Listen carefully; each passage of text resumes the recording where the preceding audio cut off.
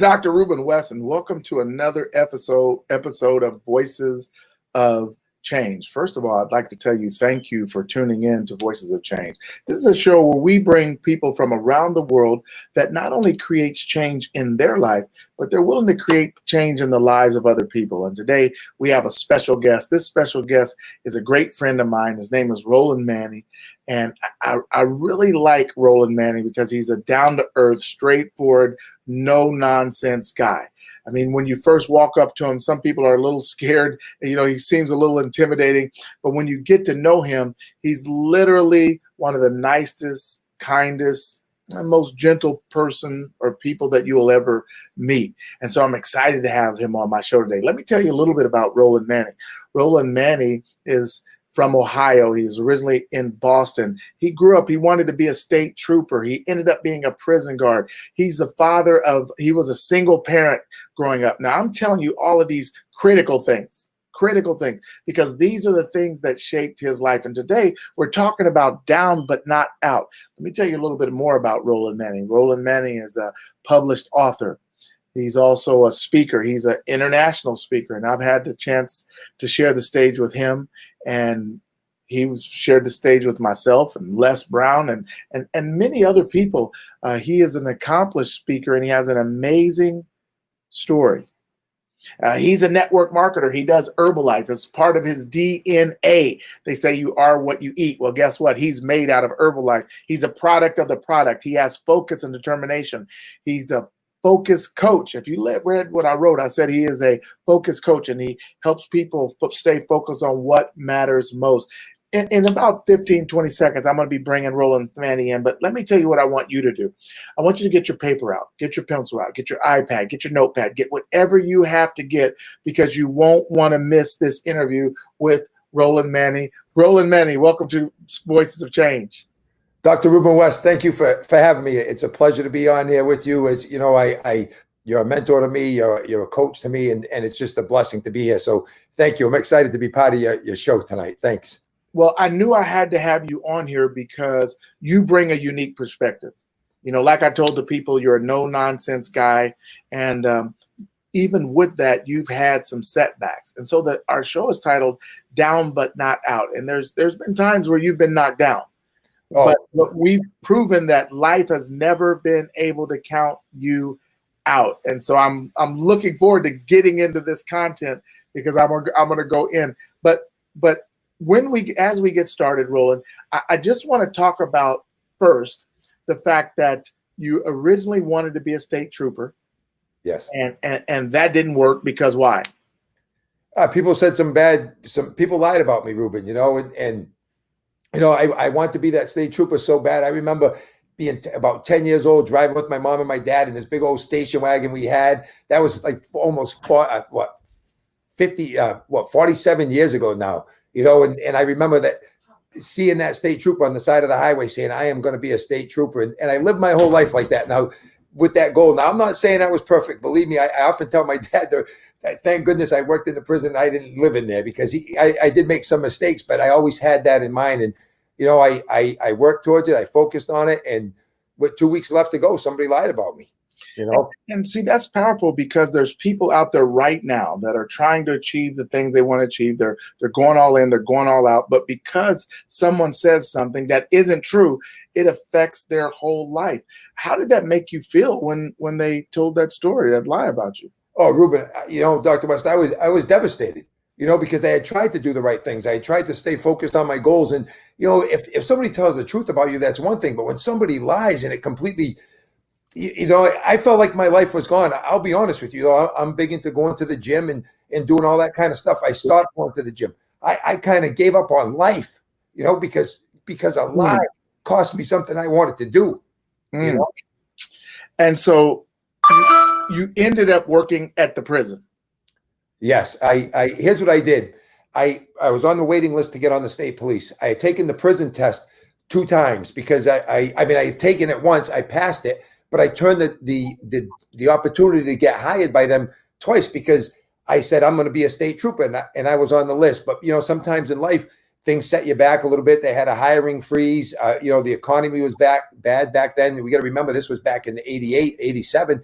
So the third time I took that job as a stepping stone to get into the state police. So I didn't take, and that's what I think a lot of us do, Ruben, right? We have a goal or a dream that we want to be something, and something. So we like sometimes we'll take a step towards it, and then that was only supposed to be for 6 months. And then there was another hiring freeze. It turned into a year and then 2 years. And before you knew it, I was there from April of 1988 to I was going to get in 2002. It was 98, 2003.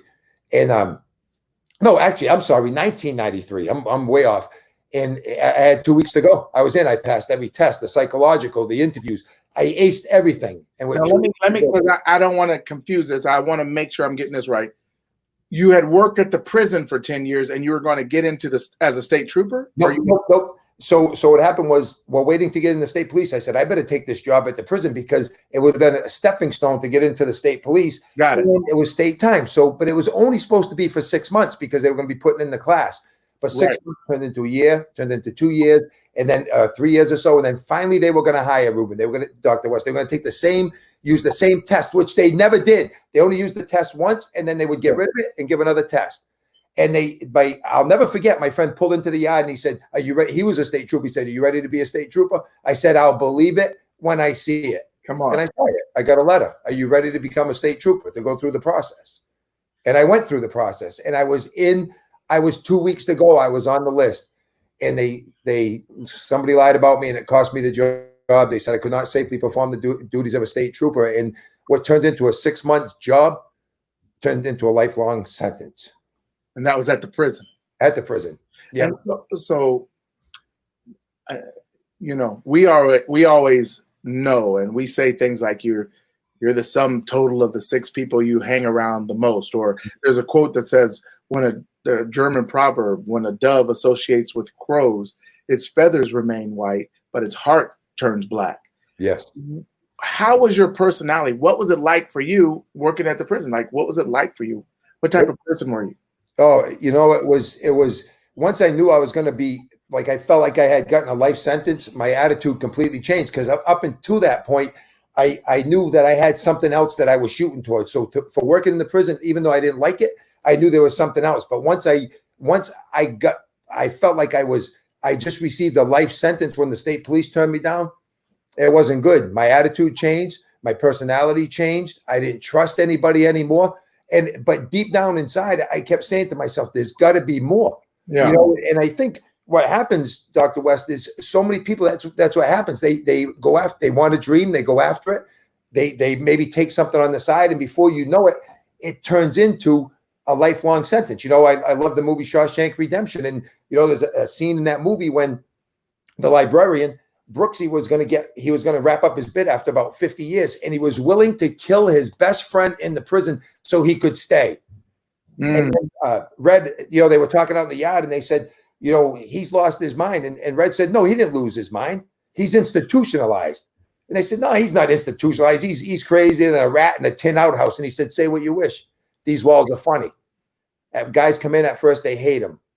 Over time, they get used to him. Then they've been here long enough so they depend on him. Wow. And I felt like I was institutionalized. Wow.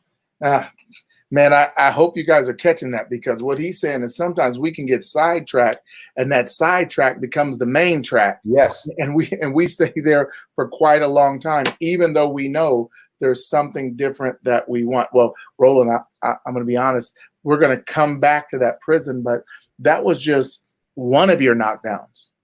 One of your knockdowns. I was talking to you, and you told me about being at Gillette Stadium. That's where the Patriots play. Yes. It was a great day. You were there with a friend, and you're watching the game, and your phone rings. And who was on the phone? Oh, it was my 15-year-old daughter, Tori. And she actually wasn't on the phone. It was a text message. Oh, it was a text message. Yeah, it was a text message. And I think we've all been through that, when you either get a phone call or you get a knock on the door, or you get a piece of mail. And, before you open that door, or you answer that phone, or open that piece of mail, or whatever it was, in my case, it was a text message. Something's not right, and I remember looking at the text message, and it said, "Hey, Dad." And it was my daughter, Tori, and I said, "What's up, Tor?" And she said, Dad, I'm pregnant. I'm pregnant. And, Muhammad Ali said, it's the punch you don't see coming that knocks you out. And that I was knocked out, Ruben. Doctor, I remember being in front of that. You figure 55,000 screaming fans, beautiful day, 70-something degrees in September. And I felt like sitting in my seat like I was the only one there, And I remember looking up going, oh, my gosh, her life is ruined. What are people going to think? How is she going to make it? What happened? And I think that's what happens to a lot of us, right? We get knocked down, and the first thing we start thinking is we go off track. We start thinking of all the negative things that could happen in our life, and that's exactly what I did. Now, this is interesting, and I've got to ask you this, but your daughter, 15 years old, is pregnant, and she reaches out to you. Now, did she reach out to her mother too, or her mother first, or you first? Like, who'd she call first? I don't understand.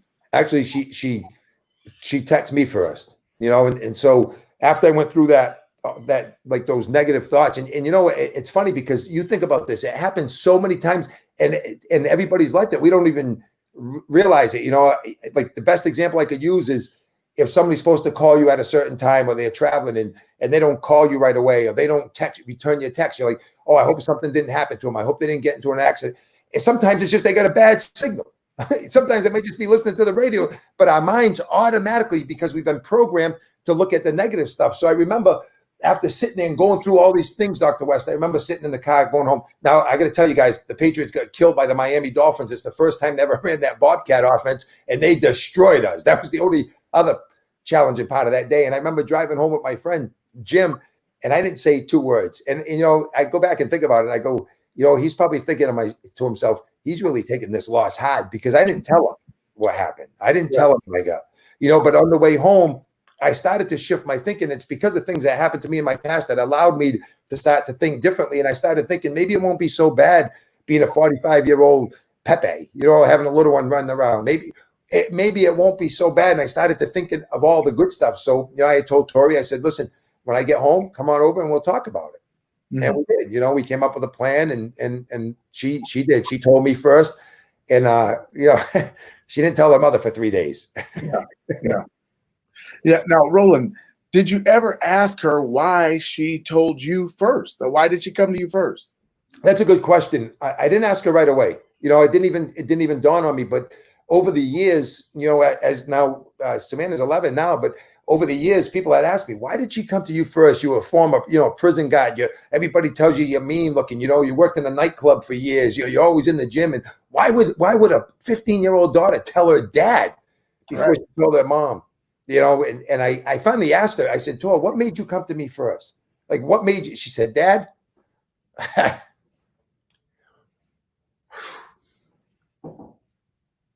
She said, Dad, I knew what you were going to say.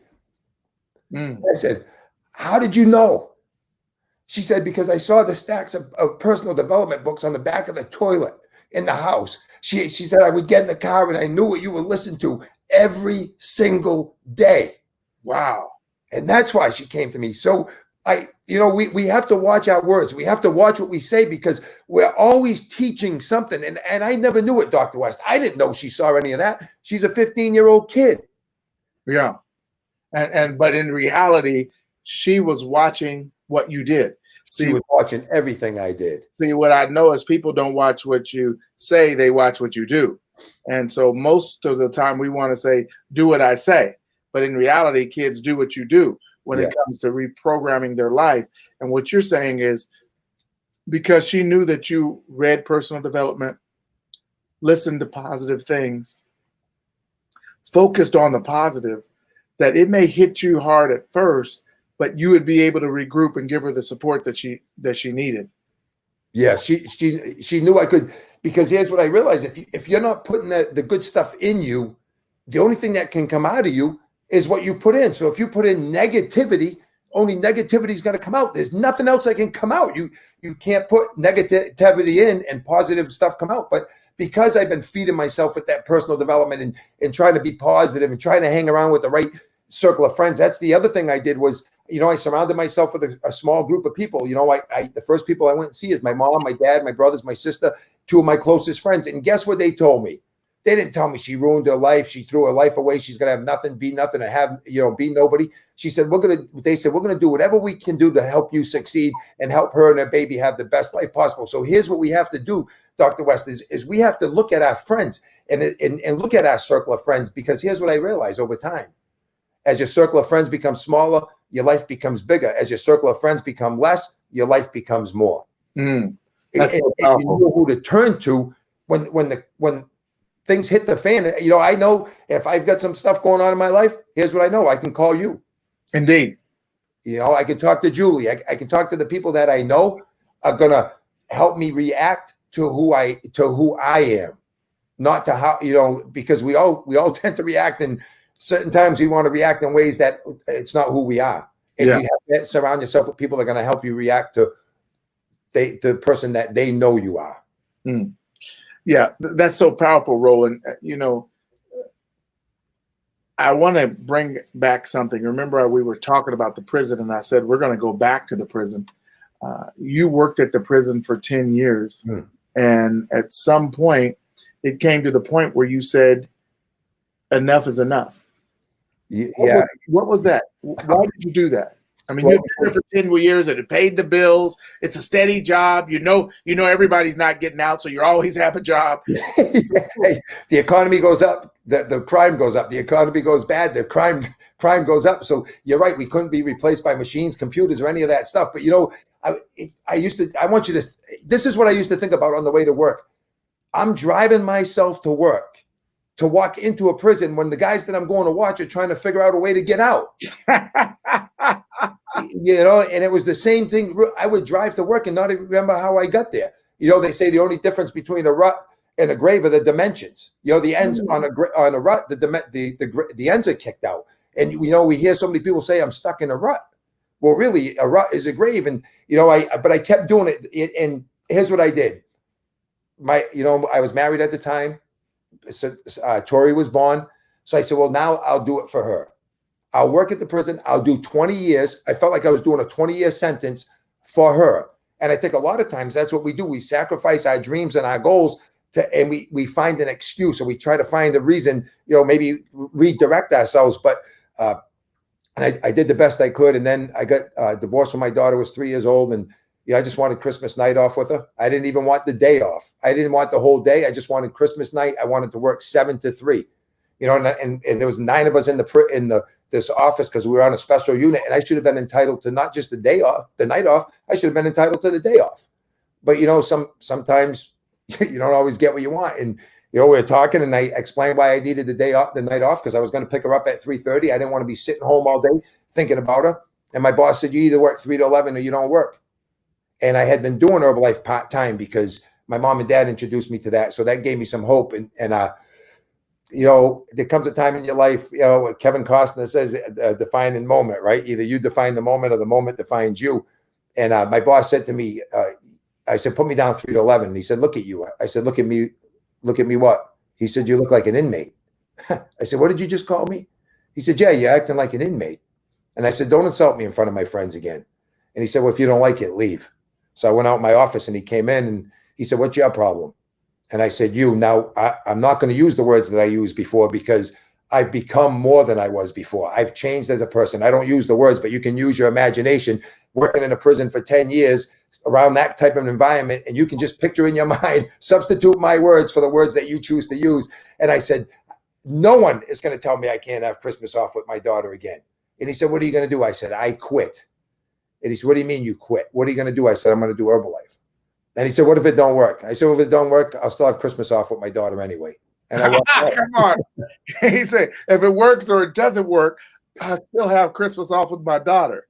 Yeah. Now, let me ask you, did it work? It worked. And I'll tell you what, life's not easy. If we had our ups and we had our downs, and we had our ups and we had our downs, but I get to have every Christmas off with my daughter. And when you decide, when you make a choice, when you decide to do something different with your life, when you go after your dreams and your goals, it's not always going to be peaches and creams. You're going to have to go through the challenges. But here's what I knew. Going through those struggles was better than doing 20 years for a crime I didn't commit. Come on, Roland, 20 years. 20 years, because I would have to do 20 years, Ruben, just to get 50% of my pay. And guess what? Most guys that retire from the prison collect 18 months worth of prison checks and they die. Wow. And most of them die with their dreams inside them, with their goals inside them, because most of them want more from their life, but they settle. Because most people would rather be living known hells than unknown heavens. Come and on. I couldn't do it. I just couldn't do it. You said most people would rather live in known hells than explore unknown heavens. Yeah, than living. Yep. Wow. Yeah, because they'd rather be miserable and unhappy because they know what to expect every day. Wow. And that's not just a prison. That's life. That's life. I mean, there's people right now sacrificing their life, sacrificing what they want because they'd rather hold on to what they know than to explore what they don't know, even though they want more. Yes. Wow. Yep. You know, I'll never forget when I first moved out here. And listen, I'm not saying some people love to work in offices. I'm not saying that because some people, that's their dreams and their goals, just like the prison. Some people, that's their whole life. They want to do that. I'm not putting down anybody. That's just not me. And I remember when I moved to Ohio, we went by this big building. And it was late at night. And it was all these lights were on in these windows. And I remember saying to Julie, that's a prison right there. And she said, what do you mean that's a prison? I said, yeah, Julie, that's a prison. She said, I didn't know that was a prison. I said, yeah, because you're thinking of a prison that I worked in with the bars and the doors and the clanging locks and all that. I said, that's a prison because if you walk into each one of those cubicles, you're going to see pictures of family members, vacations that they'd like to go on and all that stuff. The only difference is there's not a door that locks them in. I said, in the prison, it's the same exact thing. So some people are going to work every day, sacrificing their time, their life, and their dreams. We see it all the time, Ruben. We see people take a cut in pay. We see people change their shifts, spend time away from their family just to do that, you know, and it kills me because I know God didn't put us here to just survive. You know, people say, well, you know, we only die once. No, you only live once. No, every day you wake up, I got news for you. You live it. So yeah. You live every day and you only die once, but most people live every day like they're already dead. Woo-hoo! Listen, hey, if you're watching this, listen, do me a favor, share this video. When you share it, before you share it, when you share this video, put the title, You Must Listen. Let them know why you're sharing it. There's somebody out there that needs to hear this message. And so when you share it, you're not sharing it for me. You're not sharing it for Roland. You're sharing it for the people that need to hear this message. Roland, that was a very powerful statement. Somebody just put powerful, you know, that's so true. And in the end, what I like about you is you've been able to create your life. You know, here you are. You wanted to be a state trooper. That's not going to happen. You left the prison. You said, I'm going to spend every Christmas with my daughter. But you put in the work to create your life through Herbalife. But not only that, you changed all the people you were around. I mean, when you left the prison, was there friends that you still went and hung out with and kept for a while? Didn't you? You know something? There's two people I hang around with from that. One of them came with me to do Herbalife. Okay. And he was actually my captain. You've met him. And the other one, he's a good friend of mine. He uses the product, you know, every day and stuff. But you know something, Ruben, Dr. West, one of the things you said, you say it often because we've been friends for 7 or 8 years, and you're so full of wisdom, and you impacted my life more than you can ever imagine, like changed it. But you said something again the other day that I've heard you say even a tree releases its dead leaves automatically, and it doesn't even have a choice. Yeah, and I think sometimes we have a choice, and that's our biggest problem is God. We can choose to hold on to it. Yeah, we want to hang on to those dead leaves, but you have to let those go so the new stuff, the new fruit can be produced and the new leaves can grow. And if I would have hung on to all the dead negativity around me, that's all I would have attracted. I would have been a dead tree, you know? So, I walked out of that place and you know, I never looked back. I never regretted it. And like I said, there's been some times that it's been hard. You know, our income's gone up, our income's gone down, but that's life. That's life. Well, and especially at this time in life during the coronavirus, there's so many people who've lost their jobs. There's so many people who lost their way of life. Life is just different. There's so many jobs and businesses that are never coming back. And so you just had a premonition of what was to come for many, many, many more people. You just made that decision. Now, I want to ask you, Roland, because before we got on this video, you said something. You told me a quote, and it was so powerful hearing you say it. And you were talking about our value. And I just want you to share that with the people that are listening. And you guys get ready to write this down. Say it again, Roland. Oh, it's something like, just because people in your life don't see your value doesn't mean you have to lower your price. Come on, Roland Manny. And when you said that, what did you mean by that? Explain that. Well, there's like, if people don't accept you for who you are and see how valuable you are, you have to walk away. You don't lower your price. You don't put yourself on the clearance shelf. You don't accept. Don't put yourself on the clearance shelf. Come on, yeah. Roland. You don't put a red tag, clearance, close out. But Ruben, that's what most people do. People only tell them what their value is, and they believe them. Look, I want to start a new business. I want to get on a new wellness plan. You've tried that before. You don't have the determination. You don't have the confidence. You don't have you're not smart enough to do it. And guess what they do? They accept it. They accept it, and they sacrifice they lower their price, and then they just conform. You know, they become, we've talked about it before. A lot of people become like sheep. Yeah. Sheep. And they're just following. Yeah. You know, I love this quote. It says, we humans laugh at sheep because sheep follow a sheepdog. We humans have out sheep the sheep because at least the sheep need a sheepdog to keep them in line. We humans keep each other in line by ridiculing and condemning anyone that has the courage to do something different. And that's what we do. You said we've out sheep the sheep. Yeah, because at least the sheep need a sheepdog to keep them in line. We humans, we keep each other in line by ridiculing and condemning anybody that wants to do something different. So then we just fall in line like everybody else. It's the herd mentality. The herd. This is so powerful, Roland, and what you're saying is absolutely true. We do that, and we do come against people who say, I'm going to start a business, or I'm going to be a star, or I'm going to be a speaker, or I'm going to open a gym, or I'm going to be a dancer, or I'm going to be a musician. If they don't do the status quo, then we typically tell them why it won't work. Yep. Yeah. They'll tell you all you need. You know, I love what Jim Rohn says.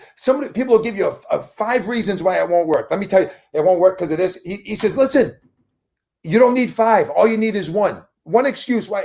Save the other 4. Like, we don't need all those excuses. And sorry if I get excited, but I'm so passionate about what I do because I truly believe that we have so many gifts inside us that we can change people's lives, Dr. West. But because we conform to what other people's opinion of us, we rip people off.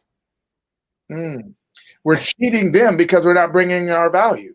We're not bringing our value. So you know, like they say, the richest places in the world aren't the oil mines and the diamond fields, the oil fields and the diamond mines. It's the cemetery. You know, the only mark that most people will ever leave on this earth is the tombstone under which they're buried. Come on now.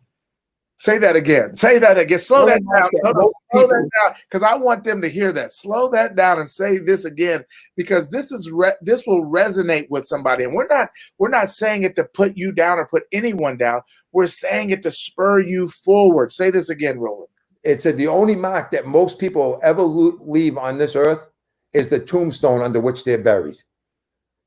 And I love what you just said. We're not saying this to put people down. We're saying it to pull people up, because sometimes we need a wake-up call. We can't always tell people just what they want to hear. It's not what you want to hear. You need to repeat. You know something, Dr. West, if we didn't care about people, you wouldn't be doing this right now. Yeah. I've got to ask you about something. You know, we've spent a lot of time together, been on the stage together so many times. But one time I want to ask you about was going to Canada. And we went to Calgary, Canada. We're at the event. It was me, you, Dr. Tracy Ward. I see she's watching.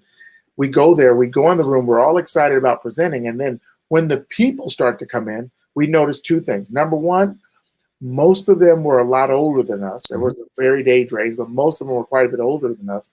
And then number 2, most of them were not Christian minded people. They were Muslim minded. Not that there's anything wrong with that, but it wasn't your typical audience. But when you stood up there and spoke, you still reached the people. What was that experience like for you, and how did you know you could still reach them? I think it's just because if you speak from your heart, like, we often say words from the head go to the head, words from your heart go to the heart. What's the best way to connect with a human being is to be one. And I think that's what we did. We didn't judge them. We didn't know what their past was. We didn't know why they were there. We didn't care, what they did. Their religion didn't matter. All we did was we had a message that they had a gift. And it was up to us to try to pull that gift. And remember that one lady, she always wanted to sing. Well, she had been a singer, and then she had throat surgery, and then she said her voice didn't sound like it used to. People told her that it didn't sound the way it did, and she quit singing. She quit singing. Yeah, we didn't stand for that, though. No, you went right out there and you told her, listen, we want to hear you sing, and she let it rip. I mean, you got a voice like an angel. Yeah, and I remember you saying that to her. You got a voice like an angel, but look at, I mean, just by us going there and just using our words and using a message and just connecting with those people, we changed that lady's life. Like, we gave her hope again. And I think that's why you do this, and that's why we love what we do, is because people need hope. They need, right, especially now, they need hope. People. I think about this often, and people have been praying for something different to come up in their lives, maybe for years. God, please show me something different. And you said something, and it was very good. You said, never let a good crisis go to waste. And not that the pandemic is a good crisis, but your point was something good has got to come out of it. But most people are so focused on the pandemic that they're missing that the pandemic could be the answer to their prayers. Exactly. Because, Helen Keller said, when one door closes, another one opens. But we're so busy looking at the closed door, we don't notice the open one.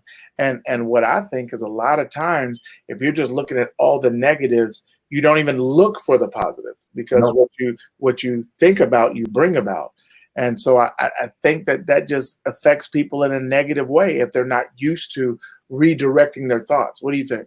I think you're absolutely right. And I love Helen Keller's quotes, right? The other one that she said, the only thing worse than being blind is having sight but no vision.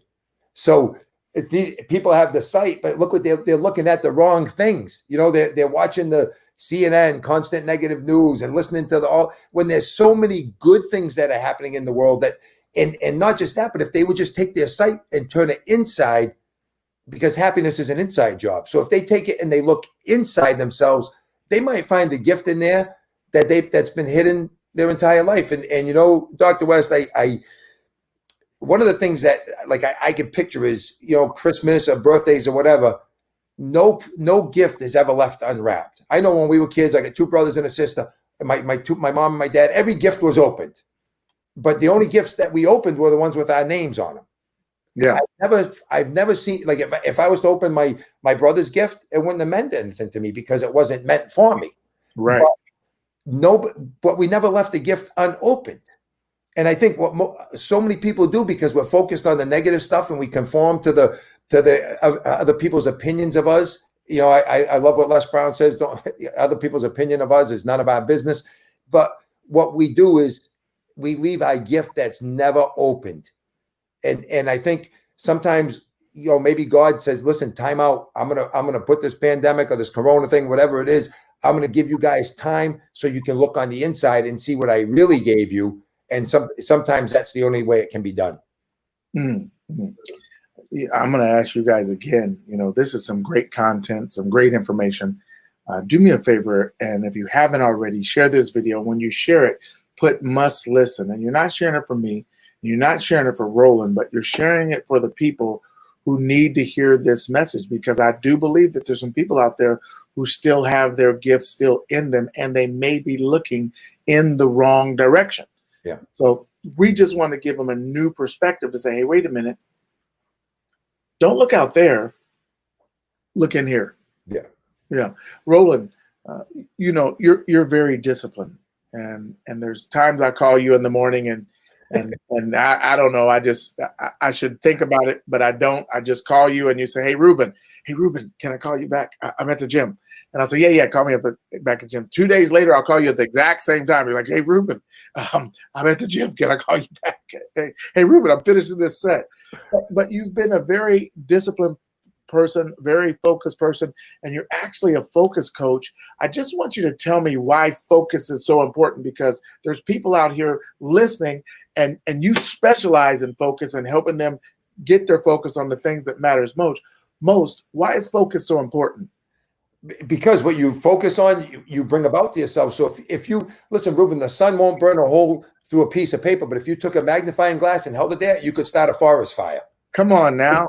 And that's how, like people say, I want to get healthy, but it's like the sun covering the whole earth, and they want to improve their health, but they don't want to take the steps to focus on one thing. And like I tell them, don't change everything at once. Make small changes often, but it requires focus. And it's so hard because we live in a society that we're all over the place. And it's just, if we can just get people to focus on what's important in life, which is our health, our friends, our minds, and our bodies, it could change people, but it's a hard thing to do. It's a hard thing to do because we're getting pulled in. And I love what you said the other day. No is a complete sentence. Right. So sometimes in order to focus, we have to say no. And I don't know, there's a lot of things I'm not focused on, but I know one thing, that if I'm focused on my health, I get a better chance of having a better quality of life. If I'm focused on my family, the chances I'm gonna have a better family. If I'm focused on my close friends, then my circle of friends are going to be tight. So the things that I focus on, I can improve. The things that I don't focus on, I can't improve. So I think that's why focus and just like, it's hard to explain, but you just like, I'm so passionate right now. I could just go right through that, focus on that lens. But it's like, we just got to focus on the things that we want to change and stop. Something, Ruben, this just came to me. Most people focus on the wrong things. Yeah. So they know how to focus. Yeah, they do focus. Yeah, they focus on all the reasons why they can't do something. They all focus on the reason why they can't go for a walk. They focus on the reason why they can't change their nutrition plan. They focus on the reason why they can't read personal development books. When I have more time, they're going to read. Listen, I don't know too many people that have more than 24 hours in a day. They say, well, I'm going to get more. I'm going to stop my nutrition plan when I have more time. I don't know. Someday, there's 7 days on the calendar, 7 days, and someday isn't one of them.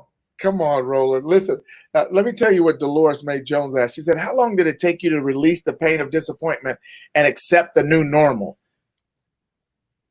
The pain and disappointment, accept it. Well, I mean, you could take it from when you realized that you weren't going to be a state trooper. Oh, something, it took me a little bit because there's a quote that, I forgot who it was that said it, Ruben, but they said the biggest tragedy in life, I think it was, I can't think of the lady's name, is running into the person that you were supposed to be. Now, picture this. My brother Raj, a year younger than me to the day, we were like this, took martial arts together, worked out at the gym together, did all those things. We both went for the state police at the same time. I was supposed to be in the same class he was in. So it took a long time because I was watching somebody else live my dream. Come on. Yeah, because I'll tell you this.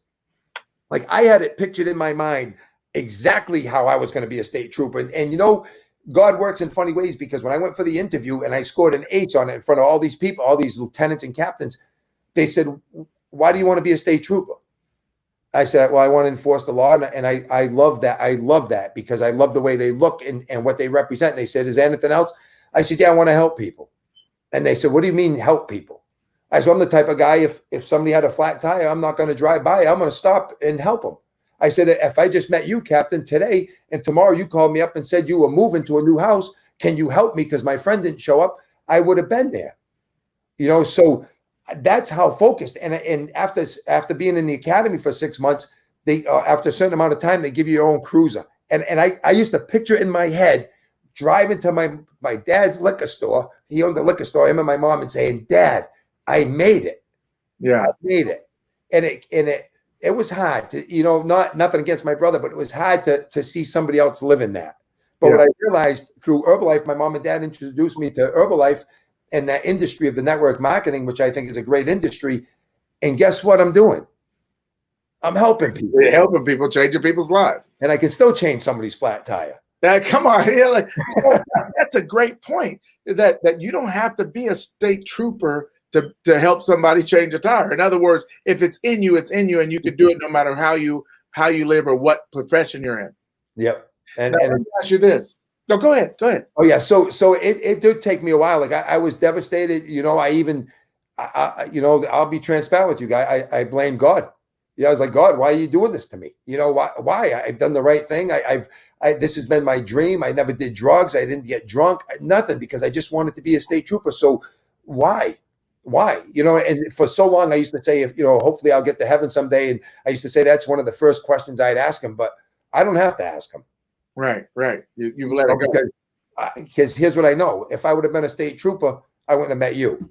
I wouldn't have met the people that have completely changed my life. I wouldn't have had the opportunity to go see Les Brown, to have you sit right behind me 7 years ago, and look at us now. We're brothers. So he's already answered my question. And the people that we're changing through nutrition and mindset and stuff is more than I could have ever done as a state trooper. So it took me a little while, but once I realized it, yeah.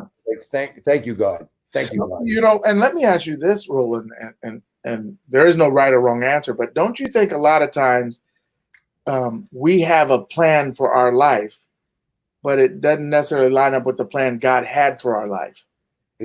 Something, I couldn't agree with you. I couldn't agree with you more. I talk about, I used my 15-year-old daughter, Tori, being pregnant, at such a young age where, she was talented, played basketball. She would have been a D1 or D2 basketball player. And, but then I look back and I say, something, I had a friend of mine's son who was 6 or 7 months younger than Tori, who was a heroin addict. Wow. So we can't, I think what it's helped me realize over the years is God has a plan that is so much bigger and so much greater than ours. And what we think is a permanent setback is just a setup for something even greater. And like people made such a big deal about Tori ruining her life and throwing it all away. And I look at her now, she's very successful, and Savannah's 11 years old, and who knows what she's going to become. So I changed my focus. I focused on what could happen to her life, to focusing on how could we make this person's life great. And I think if we focus on how we can change things, not what happened, right? 10% is what happened. 90% is how we respond to it. But most of the people spend their whole 90% of their time. Listen, they'll talk about a divorce that they went through 30 years ago or 40 years ago. It's gone. Ruben, they go through a relationship. It doesn't work out. Guess what they do? They listen to love songs. I don't get it. Like, why you listen to a love song that talks about how bad love is? If that's like just sticking your hand in a fire and leaving it there. Take it out. Yeah, take it out. Take it out. I love it. It's interesting looking back retrospectively, because sometimes when you're in the moment, you can't see. No, you can't see the plan. Like you're too close. Your hands up too close. But when you get past it in time, you can gain a new perspective. I wanted to ask you though, looking at what you do now and standing on the stage with Les Brown there in Kansas, or being over in Canada where we were, or speaking in Ohio where we spoke together there, or being in Stone Mountain or Chicago or North Carolina or any of the places we were. When you were growing up, did you ever see yourself as a speaker? That's the furthest thing. I always, I had a thing growing up where I was this skinny redheaded kid, Ruben. I went to Catholic school. I often tell people I was so skinny, if you had a flashlight to my chest, you could take an X-ray. That's how skinny I was. And I remember being in the schoolyard and like these kids who I thought were my friends at the time were talking and stuff. And then I'd go to talk and, they would just start talking about something else. And I felt like my voice didn't matter. Or let's say, for example, let's say just for this, you and I be having a conversation and somebody came around and started talking to you. And then I'm not saying you did this. I'm just using you for an example. And you just stopped and started talking to them. And I got to the point in my life where, I'm really, I guess what I have to say is not really important. And, the only time people listen to me is the prison, because I had a choice to lock them up, where in life I couldn't do that. So I never thought my voice mattered. I really didn't think so until I got involved with the black belts. I did start speaking a little bit with Herbalife. They asked me to do that, and they said I had a gift for it. But what really changed it was when I got involved with got involved with the black belt speak. And sometimes you have to believe in somebody else's belief in you until your belief kicks in, and that's what you did. And because of that, I don't have to be perfect. Yeah. And my words and my voice and my message is going to fall on the people that it's supposed to fall on. And we do it for the one, and the ones that don't get it, they don't get it. But no, I never expected it. This is so much, doing what I do now is so much better than I've, I have to pinch myself sometimes. Yeah, indeed. And that's really what I want people to hear is that, looking at the fact that he had a plan and this was his plan and this was the way it was supposed to be and never deviate, never change. And then it didn't happen. And then he's bitter and irritated and aggravated all this time only to discover there was a better plan. There was a better plan. But Roland, some people are offered a better plan, but they continue to stay stuck. They won't let go. They won't reach forward. Why do you think that is? I think it goes back to what I said earlier, where most people would rather live in known hells than unknown heavens, but they're unhappy, but they know what to expect every day. Like they're afraid to step out on faith, because once you step out, then you don't know what to expect. So they know if they're miserable at a job, if they're miserable at a relationship, they know they know that every day they're going to be miserable.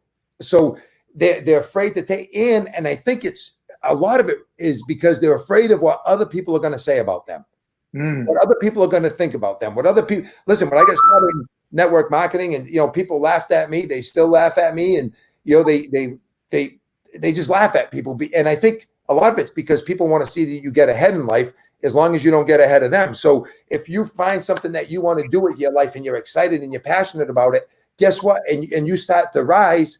Now you're not at the same level as them. So when you're both at this level, you both have the same excuse. Well, we're both the same. But once somebody starts going up and you're down here, your excuse is gone. So it's easy to roll the ball down a hill than to push it up a hill.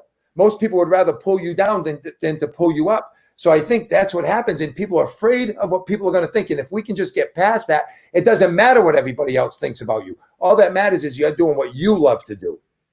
And you have to let go. You can use your past as a place of reference, but most people live there. They've tried things before that haven't worked. They've had failures. Listen, who cares? Failure is an event. It's not a person. You take failure as I'm a failure. I think we've all done it. But once we realize it's an event, it's just something that happened. And if you're not failing, it means you didn't try anything. Yeah, that's true. That's true. If you go after anything worthwhile, it's not going to happen the first time. It's just not going to happen the first time. There's a reason why there's WD-40. It was the 40th water dispersant formula. It's the reason why there's formula 409. That was the 409th formula. But they didn't quit. Now, if they'd have quit on 408, they lost millions and millions of dollars, but they kept going. And I think that's really the message that we want people to know is to keep going. Roland, what do you say to the person? What do you say to the person who says, you don't understand how hard my life was. You don't understand how it was growing up for me. You don't understand what I had to go through. You don't understand where I come from. What do you say to that person whose focus is all in the past? I think it doesn't. It's hard because a lot of times we've all had challenges. I mean, and a lot of times, Ruben, I'll hear this. Well, I was born on the wrong side of the tracks, and then you could talk to this person. They were born on the wrong side of the track, but each one of them on separate parts of the side of the track. So, it's not what happens to you or not where you came from. It's where you're going. And I love the story about the two twins that were brought up by the father was abusive, physically abusive, beat them up, he was alcoholic and all that stuff. And, they caught up to him years later. And one of them was very successful. And they said, how did you turn out the way you did? He said, what do you mean? They said, well, we know your past. We know your history. Your father was an alcoholic, beat you up, physically, verbally abusive. And he said, exactly. Why would I want to be like my dad? And then they saw the other one who was just like the father. Same thing, like it could have been a twin. And they said, why did you end up like this? And they said, well, you know my past. Well, how'd you expect me to end up anywhere else? Come on, yeah. So it's not, if we keep looking at the past, it's going to keep us trapped there. But if we look at, like I said, I could have just stayed in the prison and just dwelt on the fact that I didn't get in the state police. And I mean, we've all had bad things happen. But just when you think it's the worst thing that happened to you, go talk to somebody that was born with no arms and no legs, Nick Vujicic. Yeah. That travels all over the world. Go talk to somebody else who's, my daughter's baby was pregnant at 15. She's got a healthy baby. Go talk to somebody else at 22 or 23 years old that had a baby that's in a wheelchair or can't move their whole life. So we can't focus on where we've been or what we've been through. We can focus on where we are and where we want to go to. Wow. That's it. You guys are hearing it. I told you this was going to be a powerful interview. Roland coaches a lot of people. He's very focused. He brings these great messages. I've heard him speak so many times. And what I know is that even as you hear this, somebody's going to hear it differently. And what I mean by that is there's some things that we hear and we're like, that's good. But for some people, it's going to be life-changing. Think of it this way. Your takeaway could be someone else's big breakthrough. And so I'm glad that you shared this message. Tammy Taylor Jones put in the feed, shared. And I appreciate that, Tammy. Thank you for sharing this message. Roland, that granddaughter of yours, one of the things you told me, and I just want to get this story in, but you said that you were driving down the street, and she was in the back, and she started saying a Les Brown quote. Tell us about that. Yeah, it was funny. She was 3 years old, and we study a lot, as you know, we study a lot of quotes, and so we can fill our story bank, and we feel that if a quote is important enough, that's the reason why it was written down. So it's important for us to learn them. And I always listen to Les Brown. I've been listening to him since 1995, and that's really what turned my life around. Personal development, him, Jim Rohn, Zig Ziglar. And because to be honest with you, when somebody told me about personal development, I told them I go to the gym every day. That's yeah. No, but see, I was training my body, but not my mind, and that completely changed me. So I used to, I study the quotes over and over and over again, and listening to Les's quotes and listening to some of the other people. And Savannah would just be watching TV or playing her games and stuff. And I never. We never know who's listening, I think is an important point. So we have to watch our words all the time. Watch what we're saying, watch what we're doing, how we act. And I remember going in the car and there was no music on. Julie and I were going to church. I can remember exactly where it was. And she said, Pepe, are you going to put on Les Brown? I said, you want to listen to Les Brown? And she said, yeah, because you're going to be hungry. Like that, because we all know how he says you're going to be hungry. So then another time, so I put it on. And then another time we're going down the road and she said the same thing. You're going to be hungry. I said, do you know the quote? And she said, yeah, Pep, I know the whole quote. So she said this quote that was about 40 seconds long that Les Brown's known for around the world for the last 40 years. He ends every presentation with it.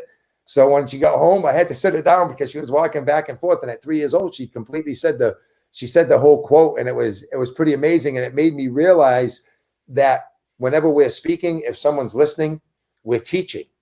So what are we teaching people? What are we teaching kids? What are we teaching grown-ups? What are we saying to ourselves? Because a lot of times we say stuff to ourselves that if somebody else said it about us, we'd punch them in the face. But yet we say it to ourselves, and so it made me realize how valuable it was to watch our words because you never know who's listening. Yeah, that is true. Tracy Ward put, Roland has more quotes than an insurance man. that is true. But I want you to even talk about that. The fact that you know all these quotes but there was a time where you didn't. Yeah. And there was a time where you didn't believe you could. What changed your mind? Yeah, it was funny. I remember exactly what that time was. Because we hear Les talking and he memorizes these quotes, and Jim Rohn, them. They were rolling off his, we see it all the time. And then I'll never forget, you were great at it. I had just met you a couple times and we were sitting in this room and Les stepped out of the room and there was maybe 6 or 7 of us. I think we're the only 2 that are left. And you started rattling off the quotes one after another. And I remember you were sitting right here on the side of it. I'm going, man, this he's a genius. Thank you. Thank you very much. Yeah, you're welcome. You can pay. Yeah. So I said, here's what I said to myself. I could never do that. Yeah. And I think that's what stops people. As soon as you said, I could never, you can't do it. Yeah. Because if you think you can, I think you can't. Either way. So then, but then listening to you do them again in different events, finally I said, if he can do it, I can do it. If Les can do it, I can do it. We're people, you know what I mean? And maybe you could learn it quicker than I could. I don't know. Maybe Les could learn it quicker. I don't know. But I knew that if you guys could do it, I could do it. And I think that's the other thing we have to realize. Like, don't compare ourselves to other people, because that's what stops us if we can't do it as fast. So I just figured out different ways to do it. And I was determined to learn. I did the index cards like you taught us. I set it over and over in a tape recorder, listened to it at the whole hour I'm at the gym, and started from the bottom up like you would teach us. And I was like, man, I can do this. Exactly. Everybody asks me what's my secret. They'll ask me, hey, Ruben, what's your secret? And I'm like, practice. Yeah, practice. Like, there's no secret. Like, you do it over and over and over and over and over and over. I mean, you look at people who are movie stars, actors or actresses, they've got to learn all those lines for the movie. What's the secret? Practice. There is no secret that if you're going to be a master at something or excellent at something, you have to be willing to practice it over and over and over and over again. Watch this, Dr. West. How many people, they can be driving for an hour, half hour, 15 minutes or whatever. They get the radio on. They're singing every word. They know every word. They know every song. They know who sang it. They didn't sit there and study it word for word every time, but by listening to it over and over and over again, they memorized it. Exactly. So if you can memorize a song that a lot of them don't bring you any value, why not study things that will give you value? Yeah. I just saw a video today. Robert Lyons was in his car. You got to look up that video. Okay.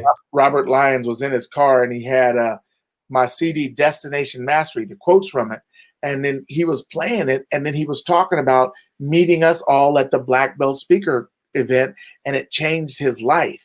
And so we never know whose life we're going to impact just in everyday connection, everyday conversation, and everyday passing. So I just want to say thank you for being a part of the Black Belt Speaker family. This has probably been the fastest hour ever. I mean, can you imagine that? The fastest hour ever. I'm going to allow you to have final thoughts in just a moment. But if you're out there and you haven't taken the time to share this video, I'm not saying it for me. I talk to him every day. I'm not saying it for him. He listens to the information on a regular basis. I'm saying it for the people that may need to hear this message. Do me a favor. It doesn't cost you anything. Just share the video. And when you do it, just put must listen. Roland, I want to come to you for your final thoughts on what do you do when you're knocked down? When you're knocked down, you got to get back up. Well, the only way you can get back up is if you fill your mind and you change your thoughts. Because if you don't change it, you're going to stay down. A perfect example is if you don't train yourself, right? Mike Tyson said, it's the punch you don't see coming that knocks you out. Now, Mike Tyson, he used to beat everybody up, one punch, two. He never lost. But guess what happened? As soon as he got hit, he lost. You know why? Because he never prepared himself to get hit and how he had to respond. So if we listen to positive stuff and we change our thinking and we change our friends, when we do get knocked down, we'll get back up. And I got to share this with you, Dr. West. As you know, we just bought a new house and we were thank God we were fortunate. The grass came with it. So they rolled the grass in. I was like, thank you, because I could never get the grass green at my other house. I grew the best set of weeds you ever seen, right? So, but here's the key. I have to go out and water it every day, twice a day, in the morning and at night. So if I don't water it, it's going to turn yellow and die. And they're not going to replace it. See, and a lot of people, we're handed something. He's given you a gift, an idea, or a talent, but we're like, aren't you gonna water it for me? Do you mean I have to go out and do the work? I mean, there's some people that they got their yard 2 weeks before ours. It's dead because they didn't take the time to go water it. Now check this out. If I didn't want to water it, I could stay home and guess what'll grow all day long? Weeds. And that's the reason why we have to work on ourselves. So when you do get knocked down, you can get back up, because if you feed your mind with positive stuff, when the weeds try to take over, you can fight back. But you have to put in the work. Like I get up at 5 a.m, go turn the sprinklers on, go back at night, and guess what? The water costs money. So you have to invest in yourself. So I don't say, how much does it cost? You say, how much is it worth? Somebody tells you to buy a book that could change your life. You go, well, how much does it cost me? Well, listen, I think it was Jim Rohn that said the most expensive book that it might have been him or Warren Buffett said is the one that you don't buy. So really, really, something, focus on changing your life. We want to talk about focus on, I told Dr. West today, I said, one of the best things I ever did was I set my timer for 20 minutes. I get up at 5:30 in the morning. I come in my office. I say my prayers, put Hey Siri, set my timer for 20 minutes. I read the Bible for 20 minutes. Focus. That goes off 20 minutes. I pick up a book. I read it for 20 minutes. I highlight. I learn some things. So focus. If you focus on what you can do, don't focus on what you can't do. Focus on what you say to yourself, not what other people say about you. No matter when you get knocked down, whether your daughter gets pregnant, no matter what happens to you, you'll get back up again. There you have it, ladies and gentlemen. It's Roland Manny, the focus expert. I told you he's a powerful speaker, a very powerful coach, and he's a master at focus. This has been Ruben West with the Voices of Change, where we bring individuals who have not only made changes in their life, but are focused on helping you make changes in your life. Until next Tuesday, have a blessed week. We'll see you next time. Thank you.